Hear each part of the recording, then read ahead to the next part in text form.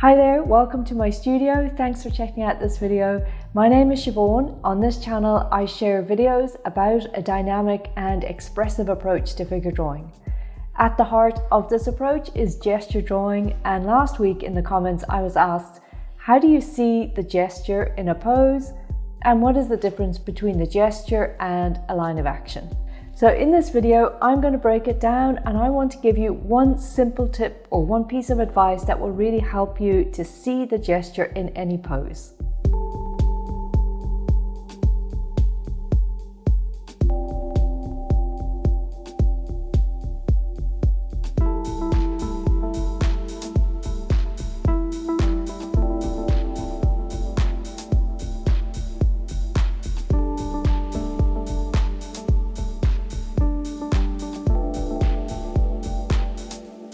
So I'm really passionate about an expressive, dynamic approach to figure drawing, especially when you're drawing the figure from life, because for me, gesture drawing isn't just like one aspect or one part of drawing. It really is a way that can unlock all of your drawing.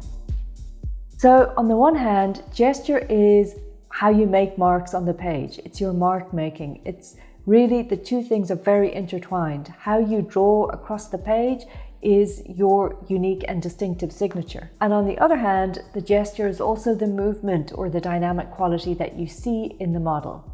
So really your marks or your gesture should match the gesture that you see in the pose. The easiest, most basic way to see the gesture in any pose is to look for the movement. So I'm going to pull up some images that I just did a really quick search on Pinterest for gesture poses, and there are loads here to choose from. But let's just start with this idea of movement as a basis for finding the gesture. Gesture is often described as the energy or the essence of a pose, but it's really helpful to look for movement. So first of all, always ask yourself, what is the direction of the pose? That's going to be the most obvious pointer to the gesture. And the most obvious way to capture that is through a line of action. A line of action will give you one overall basic movement of the pose. But the thing is that it's just one line. It's not a drawing. It doesn't really say enough, and it doesn't fully describe the pose. It simply tells you the direction of the pose. It is useful as a starting point, but to continue the drawing, you need to start to look for movement throughout the whole figure. The entire figure is always going to have various movements. The legs form one movement or direction, the torso forms another, the arms also form their own movements. And then within each of them, the anatomy plays a rhythm that you can look for and describe as movement or direction as well. So look at anatomy not just as a still life, but as movement. Think about those anatomical features that are actually built to move. And especially if you're in a live figure drawing session, that sense of how the forms move, how they're built to move, you're much more aware of it.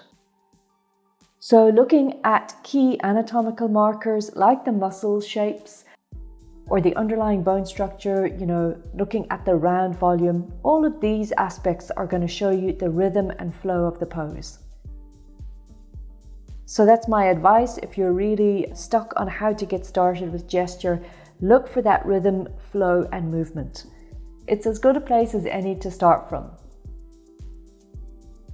And then to draw the gesture, use your marks in a way that matches that flow or that rhythm that you see.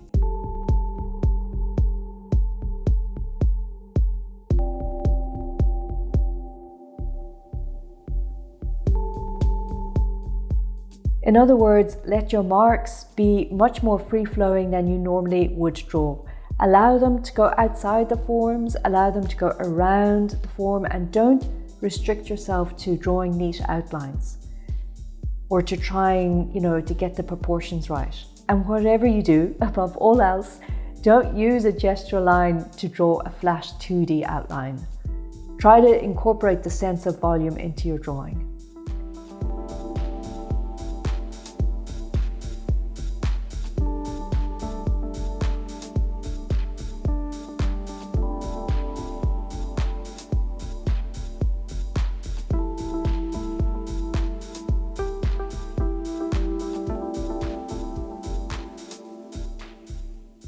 If you have a problem with the idea of free-flowing, if it sounds a bit too abstract and silly, just try it as a disciplined drawing drill. See this as nothing more than a drawing exercise.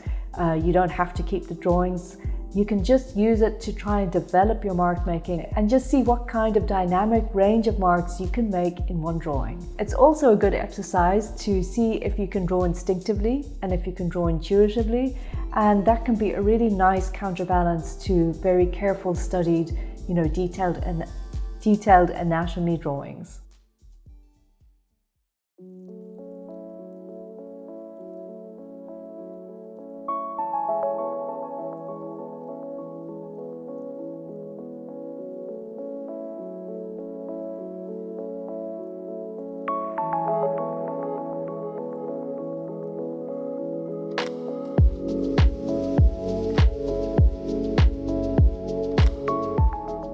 Overall, I think this is a really good starting point, as I said, and I think the more you work with this approach, or this exercise, let's call it, the more connected you will get to your drawing.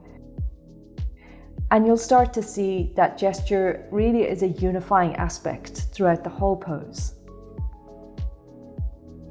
You can give it any definition that you want that makes sense, but ultimately, gesture is a cohesive, unified expression of what you see. It definitely comes with practice.